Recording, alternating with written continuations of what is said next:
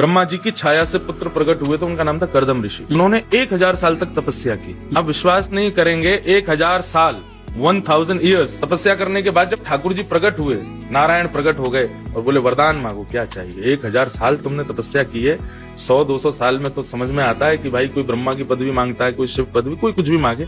1000 साल क्या चाहिए। तो जो कर्दम ऋषि थे वो कहते हैं कि नाथ एक ही वरदान दे दीजिए। क्या?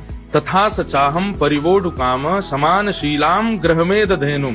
बोले नाथ मुझे एक अत्यंत शीलवान, अत्यंत गाय जैसे स्वभाव वाली, और फिर उन्होंने एक आध्यात्मिक पक्ष रखा, मैं आपसे जितना प्रेम करता हूँ मुझसे भी अधिक प्रेम करने वाली कन्या से मेरा ब्याह हो जाए, ये दे दीजिए। ठाकुर जी पहले तो शॉक्ड थे। बोले 1000 साल तुमने इसके लिए निकाले? बोले जी। तो बोले 1000 साल में तुम क्या मांग रहे हो कि तुमसे ज्यादा मुझसे प्रेम करने वाली, गाय जैसे स्वभाव वाली और मेरे को समझने वाली और अपने स्वभाव से मुझे रखने वाली एक कन्या से मेरा ब्याह हो जाए। ठाकुर जी इतने प्रसन्न हो गए कि उनके नेत्रों से प्रेम के अश्रु गिरे, वो बिंदु सरोवर बन गया, गुजरात में है। तो ठाकुर जी बोले ठीक है, पृथ्वी के प्रथम मानव हैं स्वयंभू मनु और उनकी बेटी देवहूति से तुम्हारा ब्याह होगा, क्योंकि वो तुमसे भी ज्यादा मुझसे प्रेम करती है। लेकिन तुमने 1000 साल बाद एक ऐसी वस्तु मांगी कि मैं इतना खुश हूं तुमसे कि मैं एक वरदान में मेरे को संतुष्टि नहीं, मैं एक अपनी तरफ से और देना चाहता हूँ। बोले वो क्या देंगे? बोले तुम दोनों के यहाँ पुत्र बन के मैं ही आऊंगा, मैं ही तुम्हारे यहाँ पुत्र रूप में जन्म लूंगा। क्योंकि एक नारी का सम्मान करने वाला और नारी के सम्मान में इतना लंबा तप करने वाला पहला व्यक्ति मिला मुझे। और ये तब की बात है जब पृथ्वी बनी थी,